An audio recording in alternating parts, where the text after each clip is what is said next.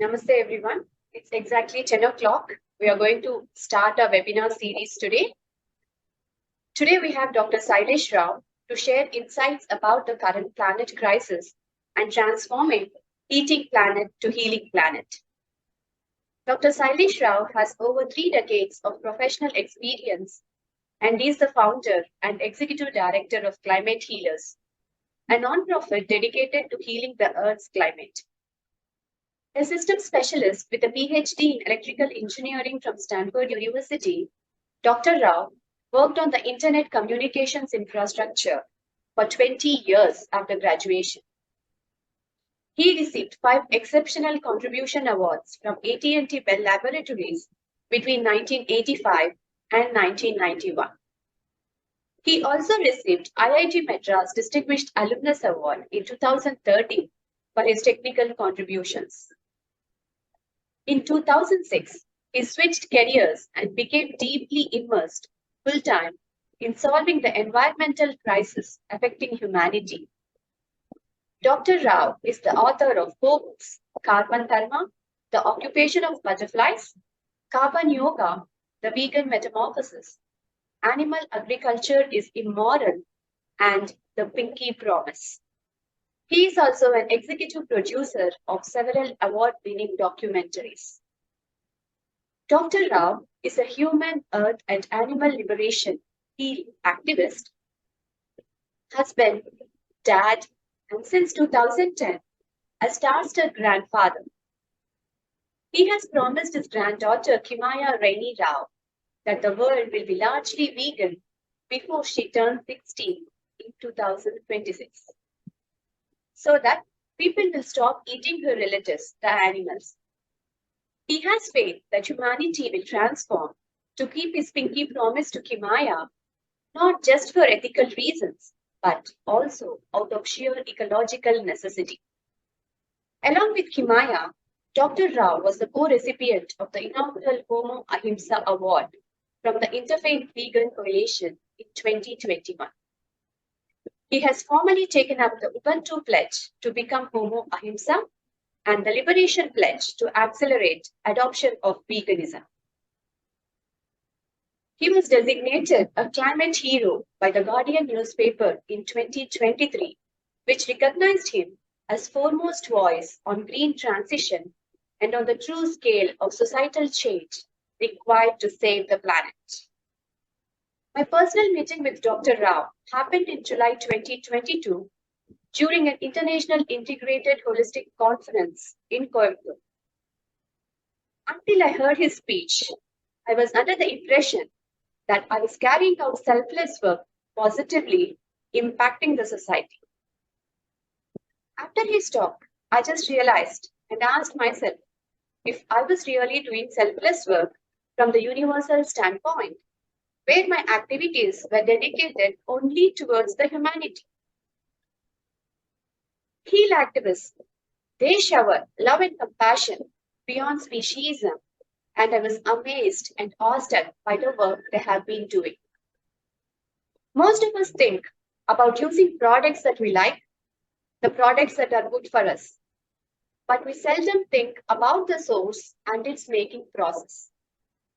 If the product making process is heating this planet, then we cannot heal and sustain in long run. We certainly need a healing planet to heal ourselves. There are a lot more interesting facts to share about Dr. Rao. In the interest of time, I would encourage interested viewers to visit the Climate Healers website mentioned in the chat box to know more about him and his compassionate work. Without further ado, Abhyasa humbly welcomes Dr. Sailesh Rao for his insightful presentation, followed by Q&A session. Thank you, Abhita. Thank you for that really kind introduction. I have prepared a slideshow, so I'm going to start sharing. Now, okay, perfect. So each one of us has been given a steering wheel, okay? And each one of us is choosing whether to heat or to heal the climate. So we have no choice but to impact the climate of the planet. And, when you're given a steering wheel, you basically have responsibilities, right? So you're given it with responsibilities. But you also have to have a clean windshield to look out of. You have to have mirrors that are accurately describing what's going on around you. You need to understand your surroundings. And only then are you able to steer with responsibility. So what I'm going to talk to you about today is, what is going on today and why we are heating the climate when clearly we should start healing the climate. Okay. And it's because we have been deceived into heating the climate, because it's a systemic problem. So I'll talk about the system, and then how do you transform the system? How do you go from a heating system to a healing system? So that when each of us lives our ordinary lives, the climate should start healing. Okay, so we start giving more than we take from the planet. Now, I start by the observation that nature is a perfect system design. Everything in nature just belongs exactly as it is. I was in this forest in the Western Ghats of India, in Coorg district, and I had this sense of perfection, that everything belongs exactly as it is. Every animal just lives and the planet thrives, except for human beings. So at that point, I thought we are the only species that doesn't belong, because we just live and the planet dies. We do our ordinary things and the planet is dying. So I thought we are the only species that was like a mistake. Okay? And every other species belongs. Now, in that forest, I saw this elephant, and I thought the elephant was also doing something that wasn't in alignment with nature, because the elephant was breaking branches of trees, eating the leaves and throwing the branch away, then breaking another branch, eating the leaves, throwing the branch away. And I asked the owner of the sanctuary, isn't that elephant destroying your sanctuary? And she said, no. Wherever the elephant broke branches of trees, that's where the sunlight streams to nourish the underbrush. In fact, without the elephant doing that the forest canopy will be so thick that all the bushes will die off. So the elephant, just by living and by doing this, is actually, even though it seemed destructive, is actually being constructive. It's also actually helping the planet, helping the ecosystem. So that was an important lesson I learned. When you look at something, it may seem destructive, but in reality, it is part of something constructive if you look closely, right? So that lesson was there in the back of my mind. And still I was thinking, human beings are the only species that doesn't belong. And then I came back to the US, and next year, in 2010, my granddaughter was born. This is my granddaughter, Kimaya. And you can see me holding her when she was a month old. And I was living in the Bay Area at that time. I came to Phoenix to see her for the first time, and she looked up at me and she smiled. And she had this knowing smile, as if she was saying, what do you mean I don't belong? I belong exactly as I am. We all belong exactly as we are. And you're not telling the right story. You haven't understood me yet. Okay. So that started my journey, my search for a story like the elephant story, in which we belong exactly as we are. And in the process, we are in the process of transforming from a climate heating to a climate healing species. Okay. So that is the story I wanted to figure out. Now, all stories you tell has to be based on facts. So it has to be observable facts that I can prove in science that this is true. This is what's going on. So that started my research work, right? And I had been working with Al Gore at that time on climate change. And the story that we tell in climate change, it's all mainly because of carbon dioxide emissions. And these are all the emissions that we do as human beings. And you can see on the right-hand side is for the year 2010, I think 2012 is the last one there. And you can see the blue is from land use. So meaning we are deforesting land, and that's the contribution of that is given in blue. And then on top of that, we are burning coal, and that contribution is given in gray.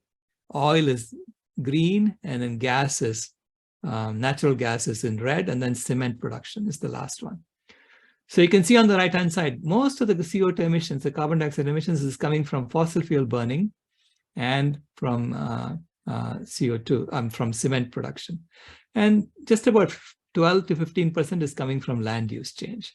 That's from deforestation. So people are focusing on fossil fuels only, okay? But then they also say that carbon dioxide stays in the atmosphere for thousands of years. Once you emit it, it doesn't come down for thousands of years. And yet we only start measuring from 1850 onwards. But if you look at 1850, you see most of it was coming from land use change in 1850. And very little is coming from fossil fuels. We hadn't even discovered much of it at that time, right?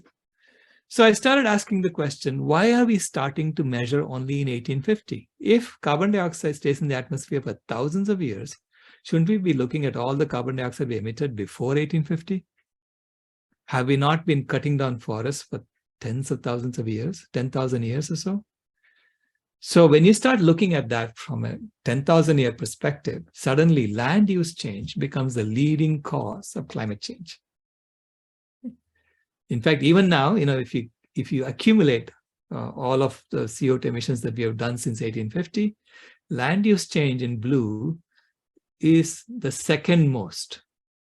So if you count it, add it all up, it's the second most. It's only just behind coal. Okay, coal overtook land use in about the year 2000. So that's starting from 1850. But if you start from 10,000 years back, turns out the land use change has contributed more carbon dioxide emissions to the atmosphere than all of the fossil fuel sources combined. And what is land use being changed for? It's being changed for growing animals. Yeah, mainly for growing animals. Now you have to set this context in time. I say nature is the perfect system design, and we are a part of nature. So we are part of that same perfect system design. So look at the beauty of what nature has done. Okay? So if you look at the temperature of the Earth over the last 10,000, over the last 650,000 years, the temperature has gone up and down, up and down. So the Earth was in an ice age for most of the time. And it was in a warm period for short periods of time between the ice ages. So the temperature is shown in white here, and the CO2 levels, the carbon dioxide levels in the atmosphere is shown in blue.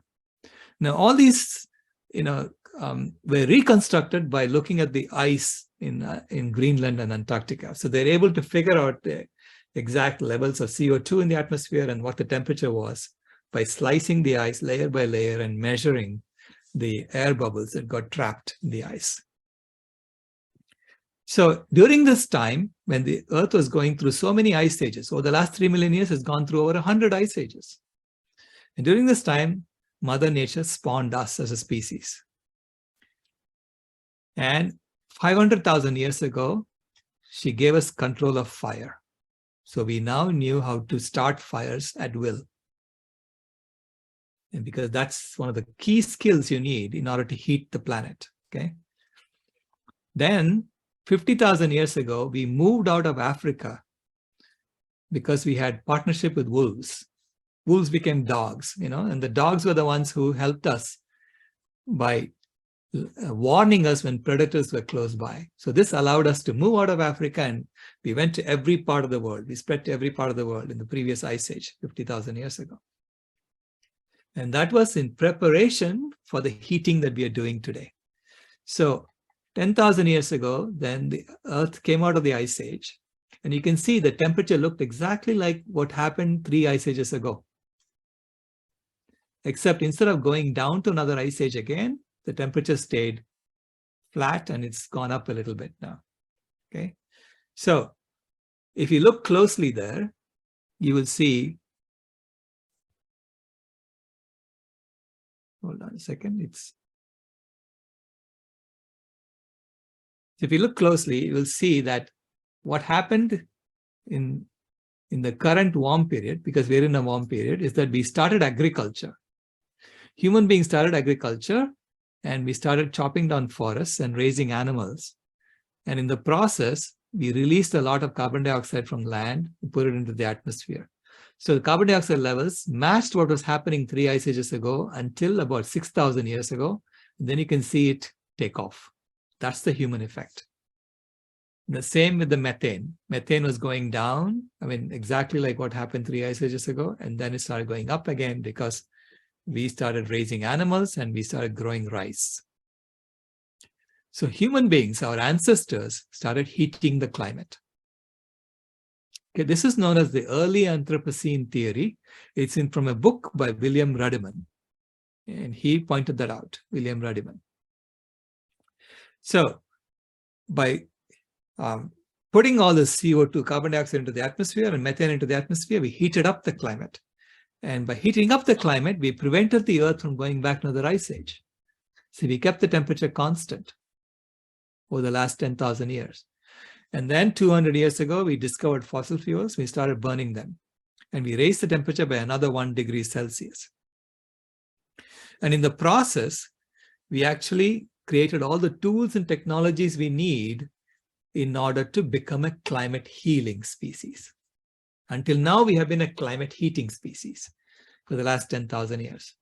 So if you think about it, it's like we have been a climate heating species, not just the last 10,000 years, but for the last 50,000 years, because we became an invasive species everywhere 50,000 years ago, right? And we started using fire to cook. So we started heating up the planet, slowly at first, and it became apparent that we are powerful enough to change the climate of the planet and change the temperature of the planet starting 10,000 years back. Okay, so for 50,000 years, we have been a climate heating species. And now we have to become a climate healing species, which means we have to start cooling instead of heating, to start cooling the planet. So that's the situation we are in. So we are at this point, we have to decide whether we transform to become a climate healing species, or do we continue to be a climate heating species, in which case we are going to literally kill ourselves off. So how do we become a climate healing species? Well, reversing the land use change. That's the easiest way to do it. So for the last 10,000 years, we have been cutting down trees.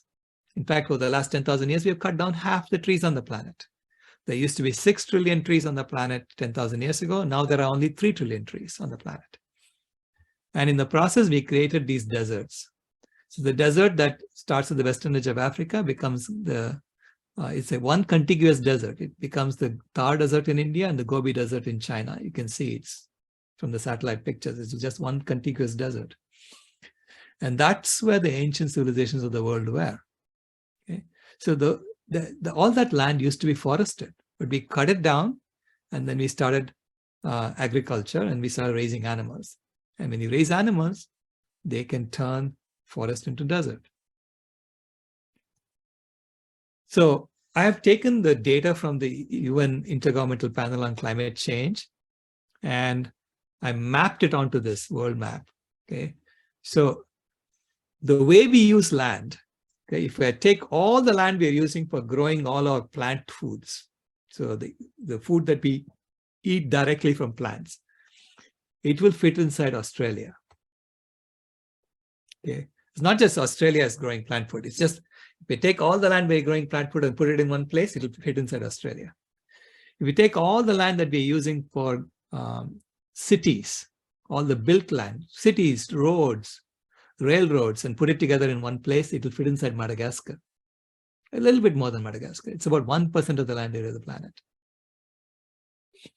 Then if you take this is all the land we use for growing biofuels, and North America and Central America and a little bit of South America will be needed to grow all the land we use for timber. Okay, that's a lot of timberland. So timberland has trees, but these are not ecosystems. These are monoculture trees. Okay? So the original forest, the original ecosystems will be in the bottom half of South America only. Only 9% of the land area of the planet is the original forest. This is why biodiversity has been dying off, in addition to climate change happening. But the most egregious thing that we have done is raising animals for food. And they're only giving us 12% of the food we eat, but all the land we need to grow those animals will cover all of Europe, most of Asia, and a little bit of Africa, this red blotch. Okay. And all the deserts used to be also animal grazing land. Okay. So I say, if you want to look at all the land that animal agriculture has changed, you have to include the deserts as well. So that's our land use today. Okay, that's how we are using land. So 85% of the food we eat is already plant-based. Only 15% comes from animal sources, 12% from land animals, and 3% from the ocean. And to get that 3% from the ocean, we are literally destroying the entire ocean. So that tells you the great opportunity we have to become a climate healing species by just changing our food culture. Okay. In fact, 98% of the carbon dioxide on land can be found inside this white area. Okay. Only 2% of the carbon dioxide on land is where the animal foods are being raised. So in that land is only 2% of the CO2. And there are 3 trillion trees missing. There used to be 6 trillion trees on the earth. Now there are only 3 trillion. So if we all become vegan, then we only need a little bit more land than Australia to get us all the food we need, right? And all this land can become forests again. Of course, we have to actively go and reforest. So that will be a new activity that we need to be doing. And then we can bring back the carbon dioxide that's in the atmosphere and put it on land. Because currently, even though we have cut half the trees on the planet, land has 3 times as much carbon dioxide as the atmosphere. And the atmosphere now has 30% more carbon dioxide than it used to have 200 years ago. So if we just reduce the carbon dioxide in the atmosphere by 30%, you can reverse climate change. You'll be back to where we were 200 years ago, right? But to do that, all you have to do is increase the carbon dioxide on land by 10%. Because land has 3 times as much CO2 as the atmosphere. So it's easy to do if we are willing to change our culture. Okay? And this is why animal agriculture is the leading cause of climate change, because of the enormous amount of land that's being used to raise animals. And we showed that it's responsible for at least 87% of CO2 emissions on an annual basis, based on that opportunity cost. And because we have cut so much of the forest and only 9% of the land has original forests left, a lot of the biodiversity has been dying off. So they used, between 1970 and 2010, we wiped out 52% of all the wild vertebrates on land. And that became 58% by 2012 and 68% by 2016. So at the rate at which we are killing wild animals, there'll be hardly any left by 2026 if we continue doing this. And despite that, we are still cutting down 1 acre of rainforest every second to raise more animals for food. So this is why Gus Speth, the founder of the Natural Resources Defense Council, NRDC, said, I used to think the top environmental problems are biodiversity loss, ecosystem collapse, and climate change. I thought that with 30 years of good science, we could address those problems. But I was wrong. The top environmental problems are selfishness, greed, and apathy. And to deal with those, we need a spiritual and cultural transformation. And we scientists don't know how to do that, right? But I'm an engineer. So I said, where does selfishness, greed, and apathy come from? Is that fundamental to us? Is that in our nature as a species? Or is that systemic? Because I'm a systems engineer, so I look at systems. And it turns out it is systemic. It is systemic in the way we have created an economy. Our economy is based on the assumption that humans are superior to other animals and we can do whatever we want to them just because we are more powerful than them. Okay? So the selfishness comes from the false axiom of supremacism. that life is a competitive game in which those who have gained an advantage may possess, enslave, and exploit animals, nature, and the disadvantage from their pursuit of happiness. This is what I call the might is right rule. And I know it's an axiom in our economic system because we see all these animals in trucks, and we see animals with leashes on their necks, and we think it's normal. We see factory farms, we think it's normal. Okay, so axiom is something that you take for granted as the truth. So selfishness comes from the false axiom of supremacism. Greed comes from the false axiom of consumerism, which is the pursuit of happiness is best accomplished by stoking and satisfying a never-ending series of latent desires, which is what I call the greed is good rule. And that leads to the infinite consumption model. Because if your happiness comes from consumption and you want to be infinitely happy, you want to consume an infinite amount of stuff. So, and there are models that MIT has done, that Stockholm Resilience Institute has done, that actually assume that every human being is trying to consume an infinite amount of stuff. And then they calculate, when are we all going to die off? I said, of course, if everyone wants to consume an infinite amount of stuff, we are going to die off. And why do I say this is an axiom? Because we see ads, 3,000 ads every day, and we think it's normal. And these advertisements are telling us, come and buy our products and you'll be happy, right?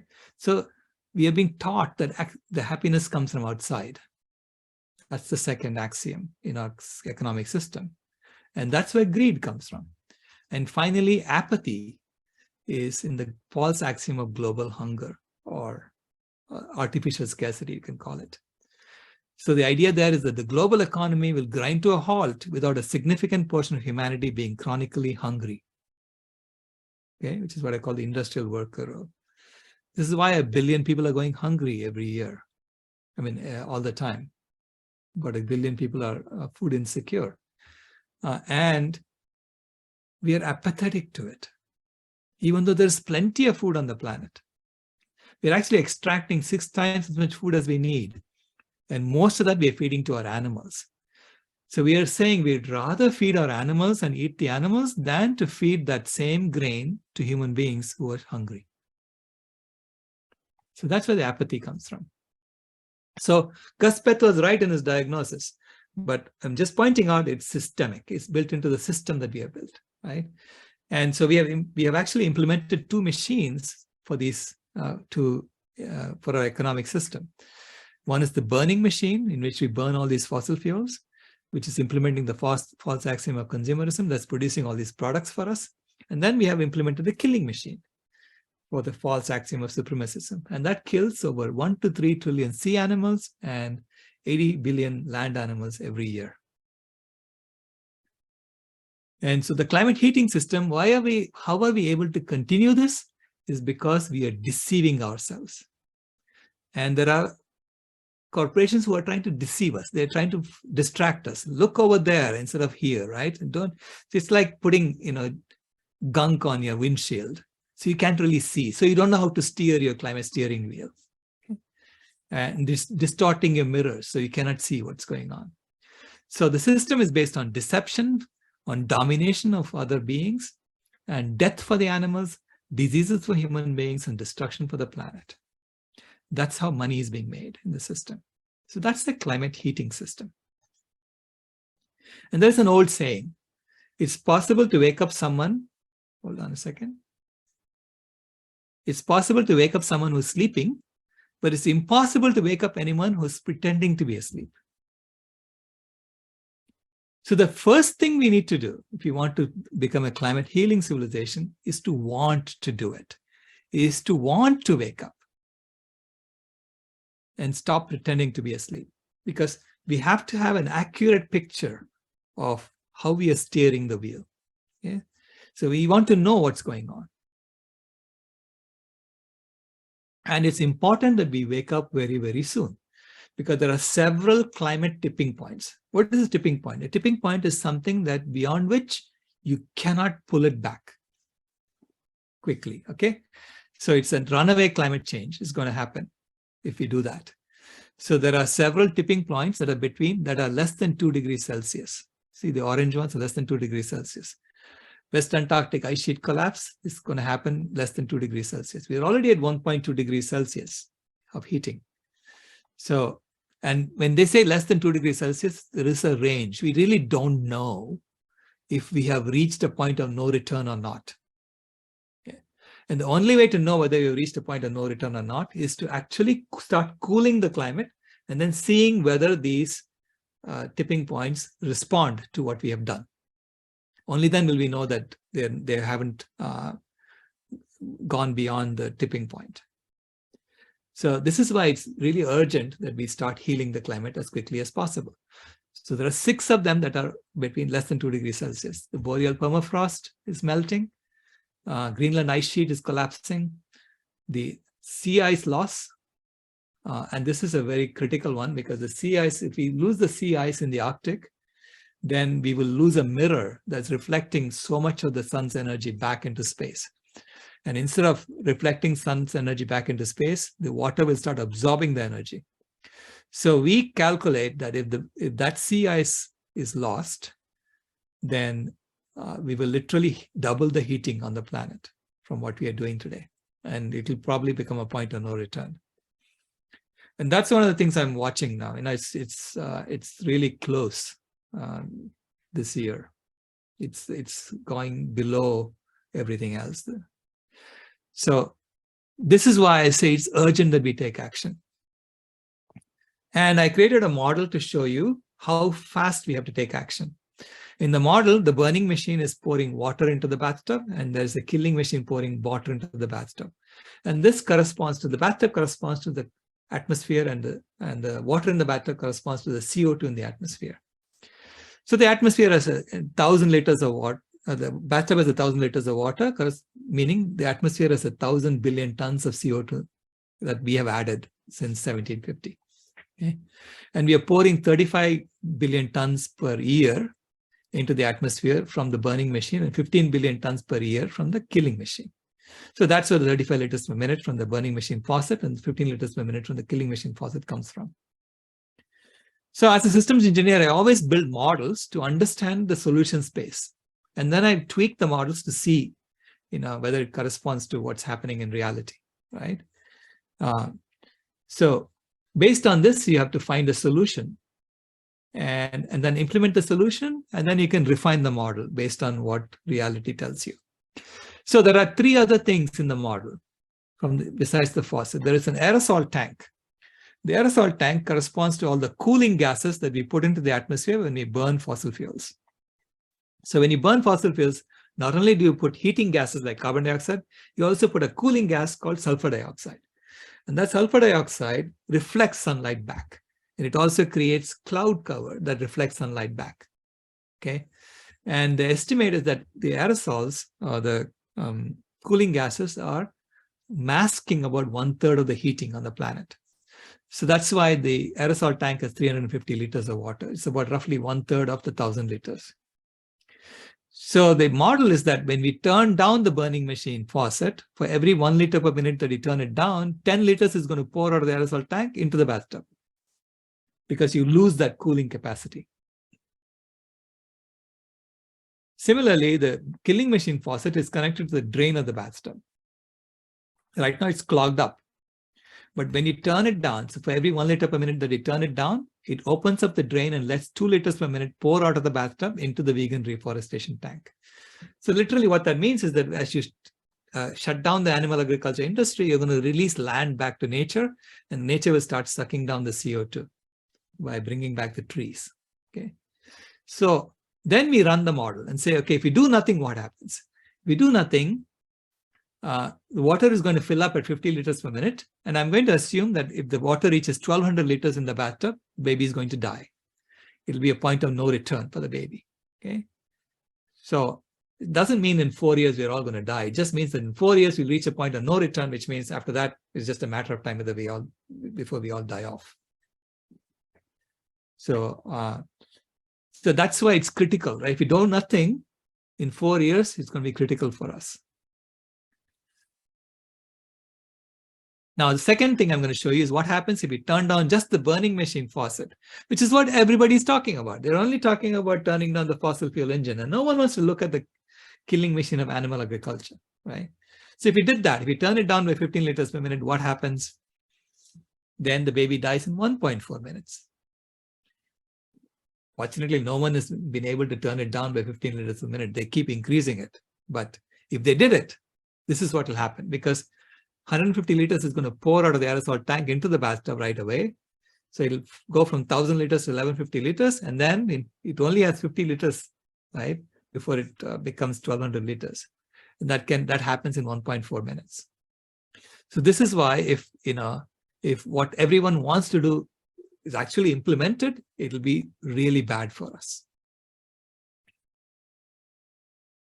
The third animation I'm going to show you is if we turn down the killing machine faucet by 15 liters per minute and don't do anything to the burning machine faucet, then the baby dies in 40 minutes, not 4 minutes. Why? Because when you turn it down, the drain opens up and it releases 30 liters per minute from the bathtub into the vegan reforestation tank. There's 35 liters coming in, 30 liters going out. So which means the bathtub is filling up at 5 liters per minute. So we buy time if we all go vegan. We'll buy time to fix the rest of the infrastructure. But the baby still dies. If you don't do anything to the burning machine faucet, baby still dies. Because as any plumber will tell you, if you have a faucet that's pouring water into a bathtub, eventually it'll fill up. So the fourth animation I'm showing you is what happens if we turn down the burning machine by 15 liters per minute and the killing machine by 15 liters per minute. And you will see that the water is being drained out of the bathtub at 10 liters per minute. And as the water level comes down, you can then start turning down the burning machine faucet more and more and more, and eventually shut it off. So there is an optimum solution. The optimum solution is to turn down the killing machine faucet right away, which means everybody goes vegan today. Okay, if we did that, if I wave a magic wand, it became dictator of the world, and I said, everyone is going to eat vegan from now on. Everyone is going to only wear plant-based, clothes. And so no animals have to be raised for food or any purpose whatsoever. Then all that land, we can bring back the forest. And then the water level will go up to 1063 liters. And then you can bring it down to 0. So meaning you can bring the CO2 level in the atmosphere back to what it was 200 years ago. Okay, and therefore reverse climate change. And you do that in about 60 years. So you can get there in about 60 years. So this is a true healing solution. But that requires us to go vegan today. And then it goes up to 1063 liters is the maximum. So which means the CO2 level in the atmosphere will go up by another 6% before we can sort this problem out. Okay. Then that's the optimum solution. Now, suppose you say, well, it's going to take us time to go vegan. Then it will, and let's say it takes us 5 years to go vegan. Then the water level will actually go up more. So if it takes us 5 minutes, or in real terms, it's 5 years, and we shut it off slowly, the killing machine faucet, then the water level will go up to 1195 liters, and then it'll still come down to 0. So you can still solve the problem, but the baby will almost drown. This is why the price of that dairy that you're eating today, the meat that you're eating today, is so high from an environmental perspective, because it's causing all of us to suffer, right? If the water level goes up, all of us will suffer, not just the people who are eating dairy and milk and meat. So I say COVID-19 is Mother Nature putting us in the chrysalis phase and saying, okay, you have to now decide whether you want to become a butterfly or you want to stay as a caterpillar. You want to stay as a climate heating species, or you want to transform to become a climate healing species. And from heating to healing, we have to create a system that's based on honesty. Anytime you're given a steering wheel, you have to have accurate mirrors, side view mirror, rear view mirror, and windshield and windows, so that we can see our surroundings, so we can actually make the right decisions. It has to be based on honesty. And instead of domination, it has to be based on humility. We are here to serve the animals. We're not here to dominate them. we are actually doing a service for all of us. All the ecosystem depends on us being a climate harmonizing species. From death to health for human beings, health for animals, and happiness for human beings instead of diseases, and harmony with nature. And we can create a system based on this: honesty, humility, health, happiness, and harmony. That system has to be based on the correct axioms. Okay, Buckminster Fuller said this. He said to change something, build a new model makes the existing model obsolete. So you have to build a new system based on the correct axioms. It has to be based on inner peace, looking for happiness within ourselves. And we need to teach children that. Look for happiness within you. Don't look for it in goods and consumer goods outside. And that leads to a finite consumption model. Okay? And with a finite consumption model, we can thrive on this planet. And it has to be based on true axiom of unity, that all life is one family, where we each bring our unique skills to give all we can, receive all we need, and become all we are. That's ahimsa. And when I say that, it really is, we have to start giving more than we take from the planet in order for us to thrive, in order for us to become a climate healing species. And finally, the true axiom of food healers. So no one should go hungry. So access to healthy, whole food, plant-based, vegan meals should be a basic human right. So everyone should have access to healthy food. If you want to eat unhealthy food, then you may have to pay for it, right? But healthy food should be free. So Donna Meadows is a system specialist, and she came up with these 12 ways to transform a system. And what I'm showing you in terms of axioms is the most effective. Of course, the even more effective than that is for all of us to say we need to change the paradigm. Okay.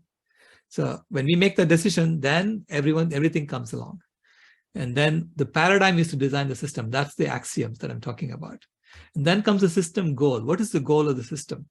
Right now, the goal of the system is to accumulate wealth for a few people. And the new climate healing system, the goal is to harmonize the climate of the planet and have a thriving planet around us at all times, in which the earth improves as a result of human presence. So these are all the 12 ways in which you can change systems. And the closer you get to the fulcrum, the less effective it is. So, and we are focusing on the ones on the top, on the extreme right, because that's where you have the most impact. So we have grandmothers who are working with us on this. We have 1 million vegan grandmothers who are trying to get everyone to go vegan, and we're trying to actually provide healthy food to everybody. So we meet twice a month, the 1 million vegan grandmothers. Then I Want a Pinky Promise Tour. That's the book I wrote. And it's a book about my granddaughter and how she taught me all these things. Okay. So I call it, I have 12 chapters in the book, and they correspond to the 12 steps of the transformation from a climate heating to a climate healing species, from Homo sapiens to Homo ahimsa. And the 12 steps actually look like the 12 steps of Alcoholics Anonymous. It's pretty much starts with that kind of humility. And finally, the Cinderella principles. The way you get to a healing system is actually not that complicated. You have to be kind to all life. So the first principle is have courage to be kind, and all will be well. And then question everything. Question what is done. Question your culture. Just because it is what is done doesn't mean it's what should be done. Okay. So question your traditions and culture and rework it out for the current situation. And the third principle is imagine the world as it should be and act for it, instead of accepting the world as it is. So you want a world with 6 trillion trees, you have to work for it. Yeah, you want a world in which the climate is healed, you have to work for it. So with that, I'm going to stop and take questions. So thank you very much. Thank you, Dr. Sailesh. It's always a pleasure listening to your sharings. So we'll open up the floor now for the viewers to ask questions or to share their thoughts on the sharings. I think you will be able to unmute yourself to ask.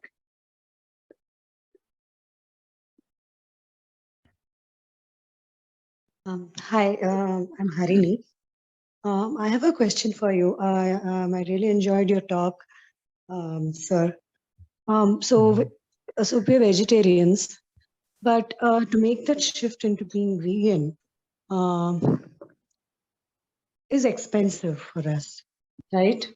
So we are used to getting calcium from milk, which is the Mhm. easiest, and we've been drinking tea, coffee, giving kids milk. So how do we make that transition? Because every time I think of it, almond milk is and I'm living in India, so Mhm. almond milk is expensive. Making peanut Mhm. milk is difficult on a daily basis. So, Mhm. is there an easy way to do that? Absolutely. So I make plant milk at home, even though there's plenty of plant milk available for me in stores. And in the US now, it's become price competitive with dairy milk. It's actually cheaper now, to buy plant-based milk. But even then, I don't buy it because I found that if you just take oats and soak it in water and grind it up, you don't even have to filter it. It works best for your coffee and tea, oat milk. And I noticed that in India you can buy on Flipkart and Amazon, and it works out to be half, or in fact 1/3 the price of dairy milk in India to make oat milk. Because with one quarter cup of oats, you can make 1 cup of milk. Okay, Oh, let me try that. right, that's one. And I use peanuts for yogurt, by the way. So yogurt I make at home also, and I soak peanuts, and I don't even filter that. I grind it up with a little bit of rice. So you can look up on YouTube in how to make yogurt with peanuts, and you will see lots of videos. And also the question of calcium. Look, we have all been deceived into thinking calcium comes from milk. Okay, that's a deception. Calcium is found in all the green vegetables, all the green leaves. So spinach has calcium. That's where the cow gets its calcium. The cow doesn't make calcium on her own. She's eating all the green leaves and getting calcium from that. Okay, thank you so much. Sure. Hello, sir. This is Hariharan, and I really enjoyed your conversation. It was really thoughtful. My question is regarding like see this argument about animals taking a lot of land for food production is there for long. Uh, uh, has there been any systemic studies that has been done comparing exactly the output of an animal farm versus produce from a land, and conclusively proving that we are using more Yeah, land to produce the same amount of calories or otherwise? absolutely. Yeah, absolutely. There is a whole section of the IPCC's report uh, on biomass flows, and how much biomass does an animal have to eat in order to produce its body. Most of the food that you give to an animal becomes waste, or it becomes, or it's metabolized, so the animal digests it and breathes it out. So in any biological system, there is at least a factor of 10 reduction that happens when you go up one level. So, and this is why, and I think in animal agriculture, the average is now 39-1. So 39 kgs of food have to be given to an animal to get 1 kg of animal food out. Okay, that's the average, including dairy, eggs, and meat all put together. If we just look at meat, it's more like 50-1 to 100-1, depending on the type of meat you want. And does the same thing hold for milk as well? Because Yeah. why is milk discouraged? Is it Yeah, because milk actually is worse. I wrote a paper called The Ethical Vegetarian Myth, because if the whole world goes vegetarian, so I do this I do this global sensitivity analysis. So if the whole world goes vegetarian and everyone wants to drink milk from a cow, but we don't want to kill the cow because we treat the cow as our mother, right? If we did that, then we have to proliferate the cow population on the planet because no one's killing the cow. No one's eating the beef, right? Yeah. And the cow population will proliferate for the same amount of milk. And then it'll be completely unsustainable. So this is why I say ethical vegetarianism actually has the most impact on the planet, right? Right now, ethical vegetarians are depending on someone else coming and cleaning up after them and then saying, I don't want to look over there, right? What's happening to the cow. But in reality, if the whole world becomes ethical vegetarians, it'll be a disaster. So I say that we have to grow up as a species. So the mother, our cow mother, has raised us for 10,000 years. And now she's saying, wean yourself. Please grow up and assume your responsibilities as an adult species. Okay, so I say that nature is a perfect system designed, and you can see that there is a solution right there, staring us in the face, saying, are you willing to take it or not? And that involves starting to treat the cow as, with respect and leaving her alone so that the milk is for her baby, not for us anymore. But wouldn't we do the same thing when we replace milk with another source, like a nut milk, and then you have see, to... I did the calculation that if we use nut milk, let's say almond milk, right? Let's say instead of all the dairy milk, we replace it with almond milk. It turns out that you have to only convert 0.3% of the trees on the planet to be mature almond trees to provide us with all the almond milk we'll need, right? 0.3% of the trees. So because there are 3 trillion trees on the planet, and we have to now create another 3 trillion trees. So just make 0.3% of that almond trees, and you can have almond milk. Everybody can have almond milk with that, right? Now, trees have this beautiful property that they reverse what's happening. So they actually suck the CO2 down from the atmosphere and put it in the ground. And they reverse the water cycle. They actually create more fresh water from salt water. Whereas animals do the opposite, because we have to cut down the trees for them. And they convert fresh water into salt water. Trees do the opposite. Yeah. So there's nothing wrong that happens when you take milk from a nut. But at the same time, you're right. We can say, I don't want any milk anymore because I'm an adult. I don't need to drink milk anymore. Okay, that requires us to give up on, putting milk in our coffee and tea. These are all things that we do as a habit, right? It's really not necessary for us, for our sustenance. Okay, thank you. Yeah, and I have a question. Yeah, I'm sorry, but I wasn't throughout your talk. So I've heard often that the temperature of the Earth has been rising, and that is causing the carbon dioxide to go up, rather the other way around. So the reason of the temperature rising could be things like solar flares that raise the temperatures. Yeah, it's a coupled system, okay, but we know that now, if you look at the sun's output, it hasn't really gone crazy in the last 30, 40 years when the temperature has gone up like crazy. Okay, we also know that carbon dioxide is a greenhouse gas. We know that methane is a greenhouse gas, and we can actually go and do measurements in the lab. This has been established for 150 years, right? Arrhenius did his experiments in 1830 or something, Svante Arrhenius, showing that CO2 is a greenhouse gas.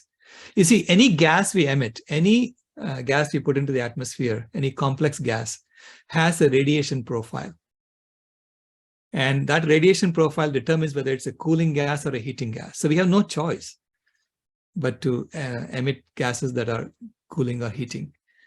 So if the radiation profile is in the visible region of the light, then it becomes a reflecting gas, and so it becomes a cooling gas. If it's in the infrared region, it becomes a heating gas because it's going to be reflecting energy from the earth back down. So we know the physics of greenhouse gases. It's been established for 150 years. And so we know that when we increase the CO2 in the atmosphere, it is going to grow up. The heating is going to happen. Right? We know that. And there is also paleo record. So over the last several 100 million years, they have been measuring, what happened to the CO2 in the atmosphere and the corresponding temperature. And you can see a fairly good match between CO2 levels and the temperature. The CO2 literally is like a thermometer on the planet. Yeah. Well, the correlation is there, thermostat. but yeah. Well, the correlation is there, but the cause and effect could be different because well, I'm saying causation has been proven in the lab. Right? We know that on the gas level, right? But on a gas level, yeah. Yeah, but at the higher level, it could be that the temperature rises, and that causes the carbon dioxide goes up. Yeah, I mean, and see, of course, when ice ages happen. Yeah. Sorry, go ahead. No, when ice ages happen. Sorry about that. Go ahead. Go ahead. No, when ice ages happen, it is through the temperature that the CO2 goes up and down. Okay, you're right there. Because when ice ages, how do ice ages happen? They're known as the Milankovitch cycles. So Milankovitch actually worked it out when he was a soldier in World War I. And so there are slight wobbles in the Earth's orbit around the sun that causes the ice ages and the warm periods to happen. Because those slight wobbles either decrease or increase the amount of sunlight falling on Earth by about 0.5 watt per square meter. And that's how ice ages happen. And when that temperature change happens, the CO2 level then follows suit.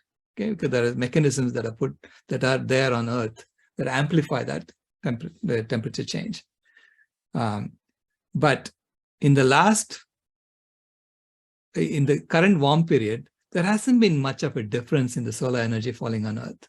Okay, whereas the CO2 and methane that we have put into the atmosphere has caused about 3 watts per square meter of additional heating. And that we know. Okay, so, and you can calculate that. There are even formulas for how to calculate that. And it's in my paper, Animal Agriculture is the Leading Cause of Climate Change. And so based on that, we know what the radiative forcing of our emissions are. And that far exceeds what the sun has done in the past 3 million years. It's about 0.5 watt per square meter is what the sun has done. We have done 3 watts per square meter. So we have completely overwhelmed the solar signal.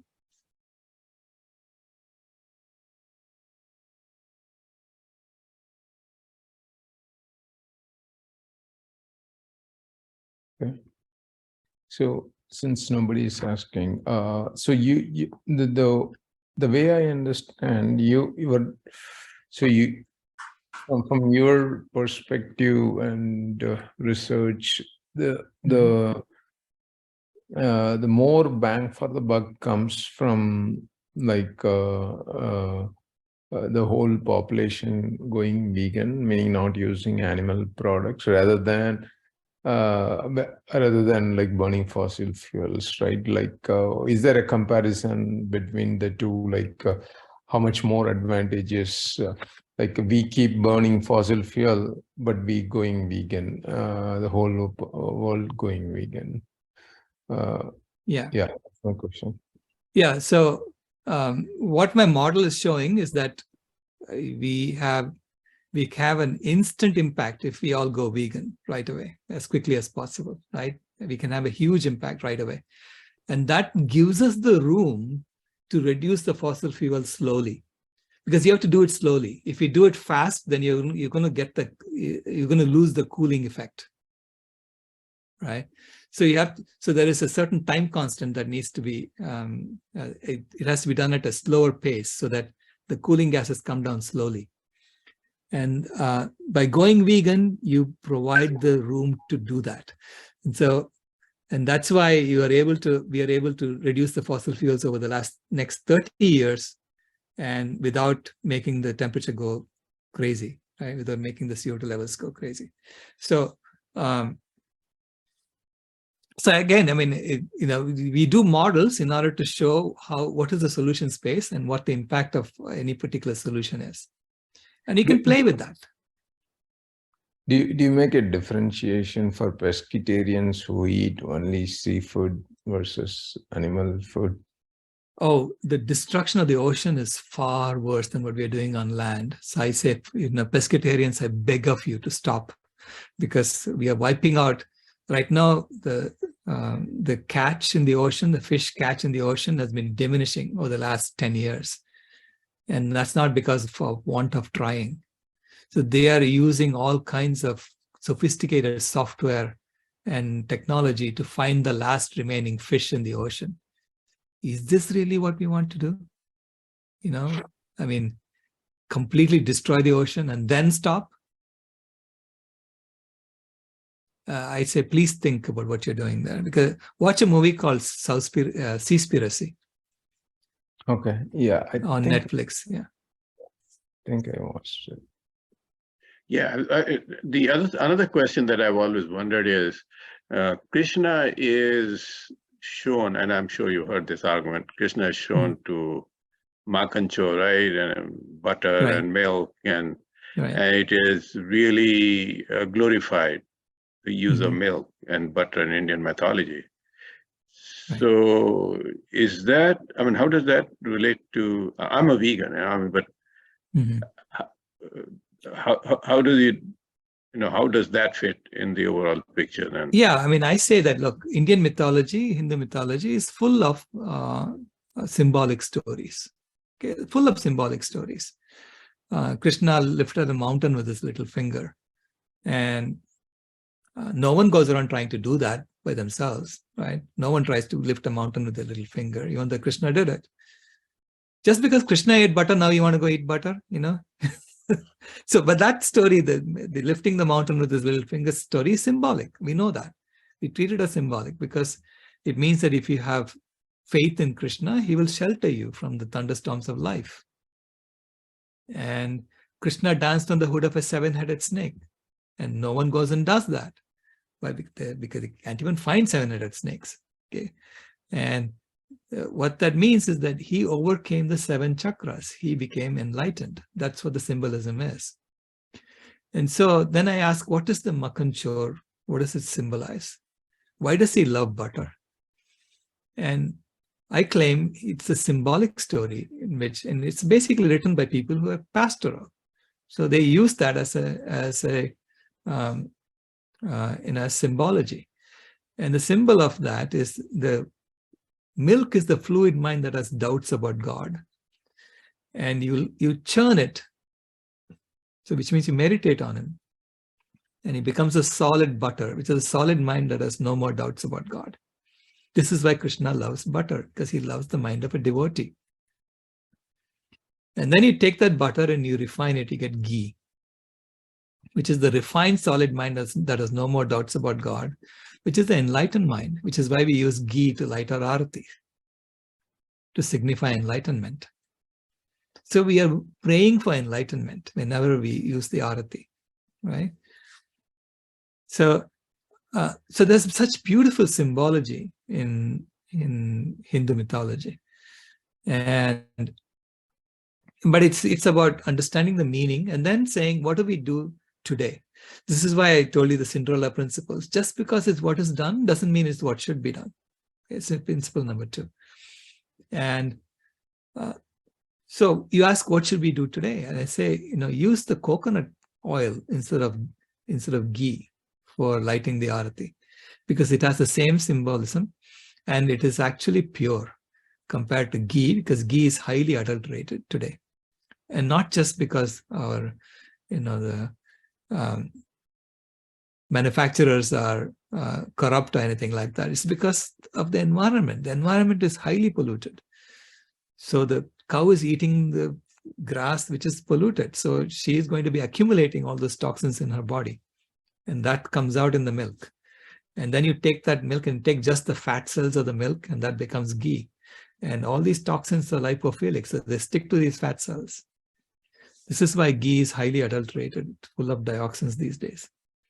I say instead, if you use coconut oil, it has the same symbolism, because we go to temples, we do a puja with betel leaves and with flower and fruit. So that means we are offering our body, our mind, and our soul to God. And then we take a coconut and we break it. And that is our ego. So we break the coconut, and that's our ego, and out spills the coconut water, which is the fluid mind that has doubts about God. And what is left is the coconut fruit, which is the solid mind that has no more doubts about God, which is the mind of a devotee. And then you take that coconut fruit and you refine it to get coconut oil, which is a refined solid mind that has no more doubts about God, the mind of a devotee. And I mean, that's a mind, the enlightened mind. And so the coconut comes from a tree that is very, very tall. And a tree is a beautiful filter. So the tree actually, as it sucks water up from the roots, it is filtering the water. And it's taking all the dioxins and storing it in its trunks. And by the time the water gets to the coconut fruit, it's as pure as it can be. This is why using coconut oil is the right thing to do today for our arati, because we don't want to be offering dioxins to gods. Yeah, that's a good symbolism, except that it's so easy to just take the milk and drink it, rather than start dancing on top of a snake or Right. Yeah. any such, right? I mean, just take the easy path. Well, So easy, just grab the milk and drink it. That's it. It's a selective, in a literal interpretation, right? Yeah, You exactly. selectively interpret that literally, yes. And who did that? Well, the milk industry did that for us, right? They have been using it. If you look carefully, every time there's Krishna Janmashtami, Amul is coming out with the, Krishna ad. So our Lord Krishna has become their mascot. And I think that's unacceptable behavior. Instead of asking people to change, right, we can appropriately tax, right, the carbon credit system or something. Don't you think that will Well, work? yeah, the question is, do you think governments will change or people will change? And so when I say that governments will change when the people change. So you need to give the governments support for them to change. Otherwise, the governments, are going to discover that Amul is more powerful than the people, because the people are all wanting to drink milk anyway. So they won't change. And, until, I mean, we are feeling the effect of climate change, right? People who are sitting in AC rooms, and who go in AC cars and come out in AC cars, they don't feel it as much. So it's up to us to transform. And then I say, don't ask what others can do. Just do yourself, and then you can help others. Okay. And the governments are grossly, completely influenced by the industry, the big guys. Right. Yeah. Yeah. It's a colonial system. Okay. So we've all been deceived into thinking that we got independence when it was all along a straitjacket that they put through the currency mechanism. Yeah. It's a colonial system. And the colonial system entirely depends on animal agriculture. Because if you cannot exploit animals, how can you exploit other people? Yeah.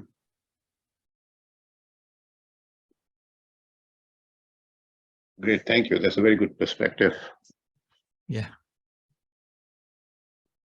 And yeah, the paper is on academia. You can actually download it from our website also. So I'll put the link to the paper.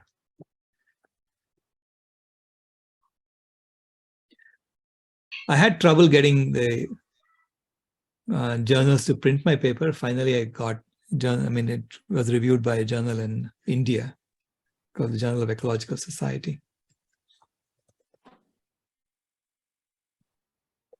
But the paper is basically a systems engineering analysis of climate science. So I was just doing my job as a systems engineer and looking at the science and saying, okay, based on what I've seen, how would I come up with solutions? And that's what I did. Very good. Thank you.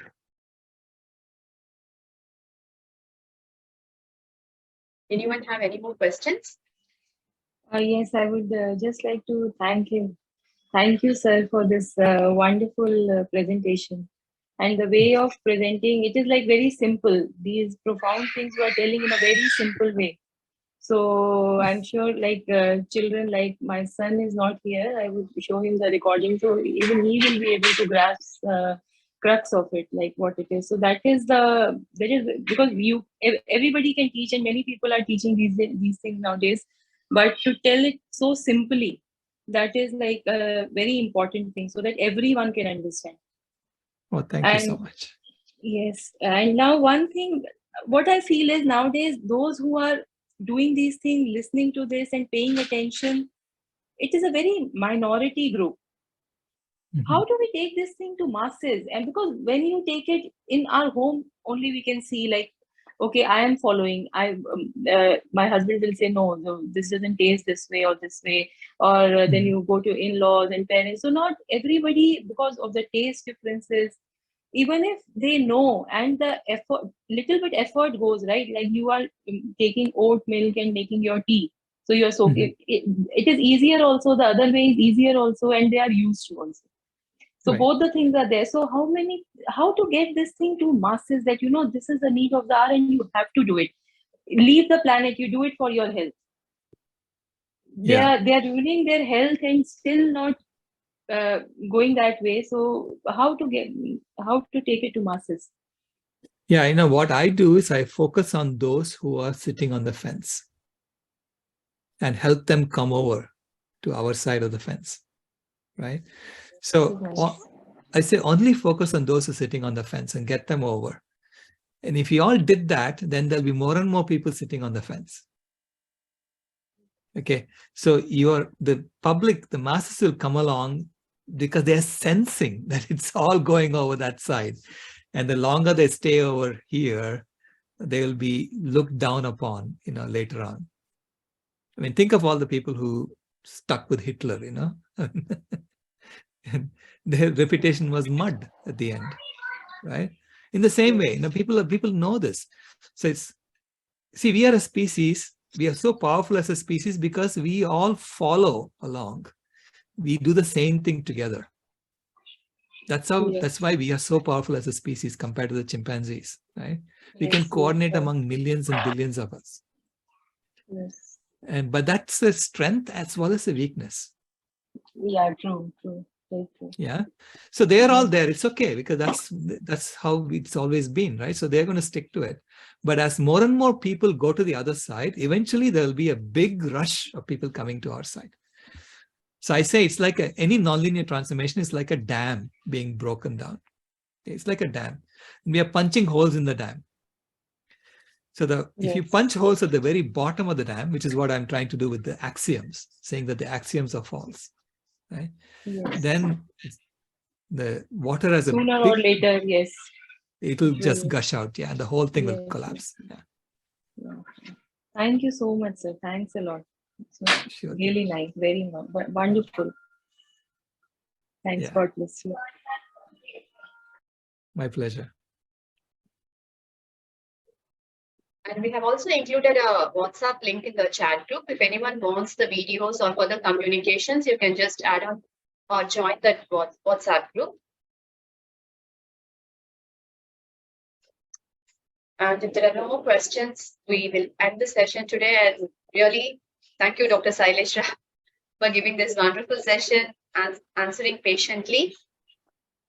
And I think it's all about perspective shifts, which has to kick in. And it will soon kick in, and we will all keep up the pinky promise of you to Kimaya. Yeah, here is the book I wrote. Yeah. I have personally seen her, so I know. And we will all work together for healing the planet. And thank you everyone for joining the session today, staying till the end, and see you soon in another webinar series of Abhyasa, which I'll be posting soon. Namaste. Namaste. Thank you, Abhita. Thank you, everyone. God bless you. Bye. Thank you. Bye. Bye. Bye.